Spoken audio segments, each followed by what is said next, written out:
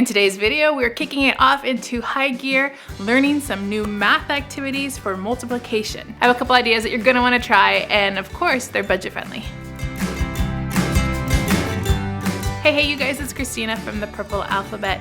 We might be in summer, but of course we want to still do some learning activities, right? So that way we don't have summer brain drain by the time we get back into school in the fall. Our teachers have actually given us some assignments to do for over the summer, and one of those assignments is to learn our multiplication tables. I've actually done a video in the past about multiplication. I'm gonna put that up here in the corner so you can click on it, and down below in the description box so you can go back and watch that and get some more ideas. I'm also gonna talk a little bit more about that in just a little bit. If you're new to the Purple Alphabet, please hit that subscribe button. I would love it if you're part of the Purple Alphabet family. We do educational activities for kids, ideas and inspirations to learn through play, some hauls and giveaways too. And of course, if you're new, I'd love to hear from you that you are new. Say hi down below in the comments. And if you aren't new, make sure to say hi too and tell me what you're doing for summer learning. Let's get on to some multiplication activities. First game I have for you is a free printable. This is actually the only printable I'm going to show you in this video. As always, I put the links down below so you can go directly to it and print it out. In addition to this, you're also going to need 2 pens or 2 markers, usually in different colors, works really well. Then you're going to need dice. I'm going to use these. You can get them from the dollar store, a package of several of them. And this is just like the dot game. Do you guys remember the dot game? I know you do. My kids play it all the time. So we have this game grid here with the numbers already in. Usually the dot game, we don't have the numbers, but we do now. We're going to take turns rolling and doing multiplication. So 5 times 1 is 5. That is where I can place a line. Do I see a 5 on the board? I see a couple, one here, here, here. So I get a choice and I can place my mark. You keep on going and taking turns until you've completed the square, and then you can claim that square as your own. Once the board is all finished and completed, then you count up the squares, and whoever has the most is the winner. Great opportunity to practice that multiplication and puts a little bit of a spin on that dots game. In case you forget how to play it from my instructions, they have complete instructions in the printable too, so you can go ahead and learn how to play that way. Link to this one down below. This is simple, easy. Your kids will have fun, especially if they like that dot game like mine do. All right, you guys, I have a whole video on this one, so I'm not going to do a whole explanation on it, but this is the Montessori multiplication board. In a nutshell, we have all of our number cards here, and that goes into the side here, and we use this to solve for equations. So you can just pull out any kind of equation that you want. You could also use some flashcards. I have these flashcards. You know what? I'm going to put these in my Amazon store too, so you can go right to them and check them out. In fact, I might just do a whole Amazon multiplication section of my store, so you can find everything in one spot. But the link for that will be down below. So you could take a multiplication card and say you wanted to know what 5 times 5 was. You'd place your 5 here in the side so you know what you're counting, and then we take our little chip that's up here and move it onto the 5.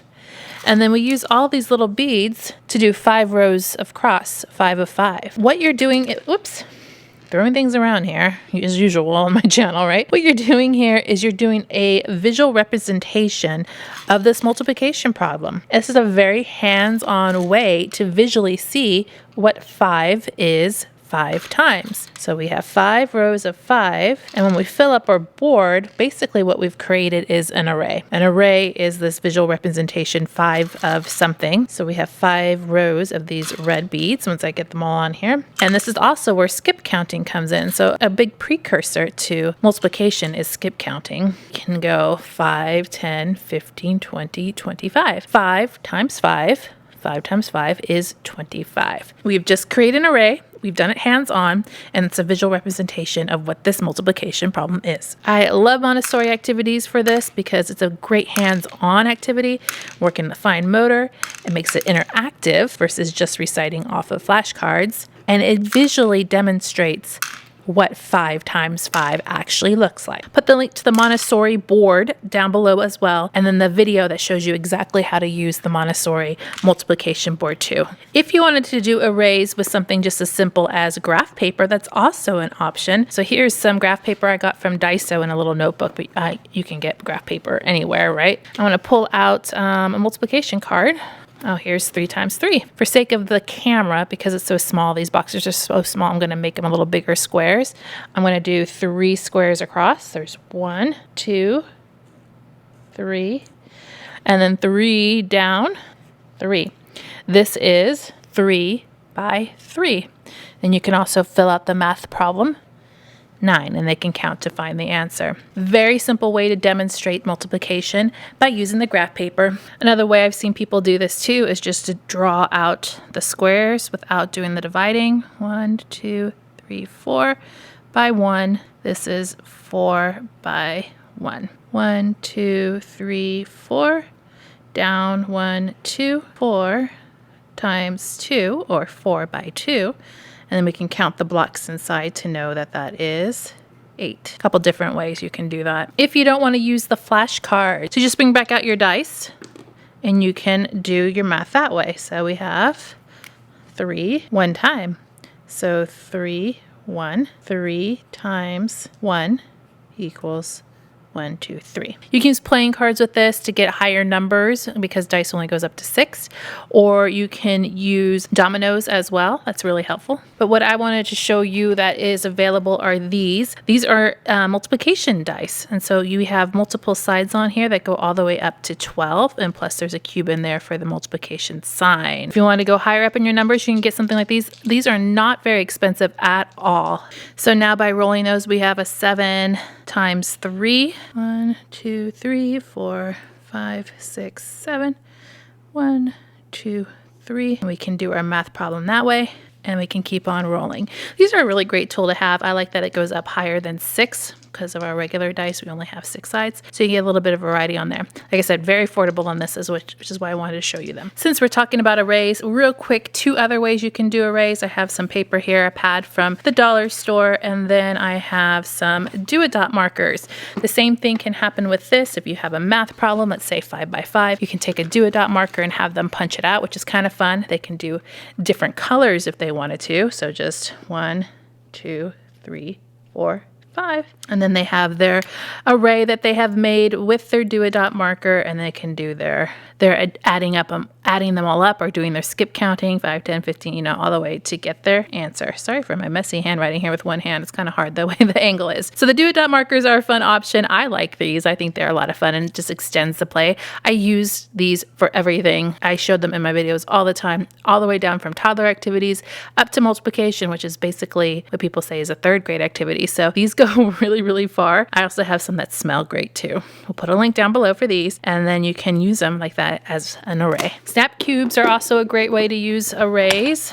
Let's see what we have here. See, my kids have been playing with the snap cubes. Let's do a 3 by 3 problem. So we would just take corresponding colored snap cubes, which snap cubes are used in a lot of math exercises just because they're a really great tool. They're super easy to use. My kids just like building with them and playing with them too. And so we can do 3 times, and now we have an array with the snap cubes. These snap cubes came from the Target dollar section. Be on the lookout for them. You can also use just regular foam cubes that I know are at Dollar Tree right now, and then I'll put a link for some on Amazon that are a little bit more expensive, but they'll probably last you a long time. And I think it's a great tactile way to do some math problems. When you're doing math problems like this too, don't have high expectations of doing zillions of math, okay? Have some realistic expectations of how many math problems you'll do this way, because it takes a little bit longer. But the reason why you want to do it this way is because it's demonstrating what multiplication actually is.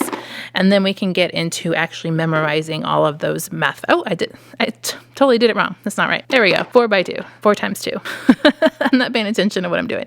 But as I was saying, do these hands-on activities initially until you work up to the memorization of the math facts, because you're understanding what it looks like, what it actually is doing in multiplication. My next idea for you, do you guys know these? I know you know these because I've shown them to you before for addition and subtraction. Well, they have the multiplication ones, and they're just as amazing. This is a multiplication Wrapups, and they look like little keys, and we have numbers all the way up to 10. I wish it went up to 12, honestly, but I'll take 10. We have a key here, and it tells you to multiply the numbers on the left, the number in the middle, and then to find the answer on the right side. So for example, we'll just take the ones here. we have 4 times 1 is 4. So that means you take your little string here and you wrap it into the little groove there on the side to the 4. Then you do your next one. So you bring your string back around to number 2. 2 times 1 is 2. We find the 2 down here and we put it in that little notch and we wrap it. Now we do this for the whole numbers all the way down the key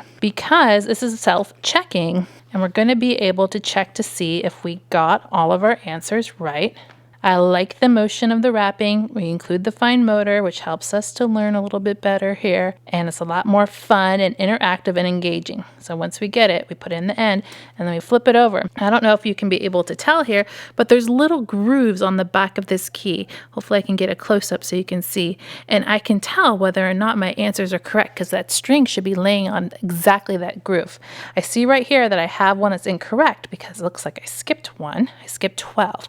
So that means I'd have to go back and redo it to correct myself. And then when I flip it back over, it should be all correct. Excellent way to do math facts. Add a timer in if this becomes a little bit easier for your kids to see how fast they can do it. Great for traveling. I mean, look how big this is. You can take this in the car with you. You can practice your math facts when you're on the way to the grocery store and get it over with. Super compact. I love it for addition. I love it for subtraction, and I love it for multiplication. This one is a winner. I found this really cool book on Amazon, and I had to show it. I had to order. I had to see what it's all about. It's from Scholastic. It says it's for grades 2 to 4, but this is so cute.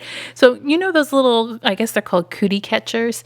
This is a take on those, and they're pre-made for you. So you open up this book here. First of all, you have some workbook pages in here that you could use if you want. But then there's all of these different themed, pre-printed, I guess, Cootie Catchers. And so what you do is you just rip it out. I'm going to rip out this first one, which is just our multiplying by 1. And you just make a copy of this. So let me get you my copy. So here we go. Of course, it's on the back too, so that's why you want to make your copies. And you cut it out so that it's a square. So you just cut this top part out. This theme for this one, for multiplying by 1, is circus time. It says, if you join the circus, which job would you want? So if you remember how to make these, I'm going to give you extra cool bonus points as a parent. We used to make these all the time. So basically you fold in the sides. A bit better than I'm doing because I'm on camera and I want to be fast with it. And then this side, you flip it over and fold in the corners again. All right, like I said, much better than I'm doing. Then you fold it in half again, so it gets some folds in there. Like I said, much better than I'm doing. And then you kind of put your fingers in those, fluff it up a little bit, and then you have your little cootie catcher. Of course, I wish I would have done mine much better. You get the point. All right, so the question is, if you join the circus, which job would you want? And on each one of these flaps is a different job. Lion tamer, sad clown. You could even color these, you guys. Trapeze artist, snake charmer. I'm going to go with trapeze artist. And it has a number 2 here at the top. So you go 1, 2. Then you pick a math problem. So we got 1 times 2, 1 times 7, all different kinds of math problems. I'm going to say 1 times 6. So I go 1, 2, 3, 4, 5, 6. Then I pick another one. 1 times 2 is 2. I lift it up and I find the answer. I said, when numbers lose teeth, who pays them a visit? The tooth fairy. So they have little jokes in here, little rhymes and riddles that you can play with. And I just thought this was a clever and fun way to do your math facts.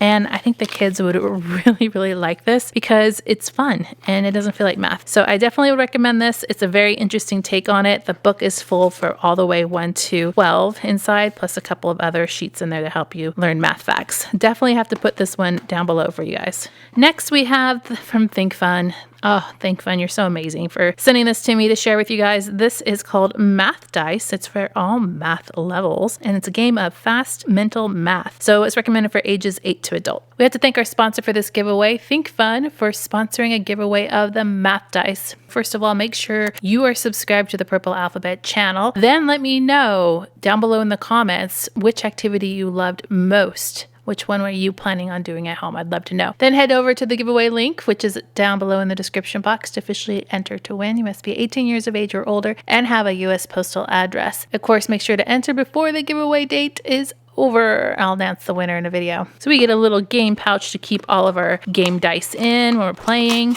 or when we're not playing. We get 3 blue dice and then we have our multiplication dice there. All right, so there's a couple variations on the way you can play this, which is why I like this. There is an instruction booklet that tells you the official ways to play, but I'm just going to tell you you can do this so many different ways. If you take these two 12-sided target dice and roll them, you're going to get a number. So 11 times 1 is 11. Let's just say that's our target number for this example. Then you can do a variety of things with this. Now, this game is set up that you could use any form of math to achieve our target number. So we would roll these, and we'd have to figure out quickly which way we can add this, subtract this, multiply this to get our target number, which is 11. That's basically the premise of the game. So you can use addition, subtraction, multiplication, divisions, powers, square roots, whatever you want, whatever method that you are learning right now. But if you wanted to, you could just limit it and say it's only going to be multiplication, which I think is great. Another way I think you can play is everybody can take a roll and gather their numbers and see who gets the highest multiplying or closest multiplying. With some additional dice, do it all at once and see who gets closest to. So I think you can have a lot of variations on this, and I love that you can even take these and use them for doing some of your arrays if you wanted to. If you have a fabulous way to learn multiplication and I need to know about it, leave a comment down below telling me all about it. Plus everyone else who reads the comments can hear and read what you have to say too. Make sure to click subscribe to see more videos like this and give me a thumbs up to show your love.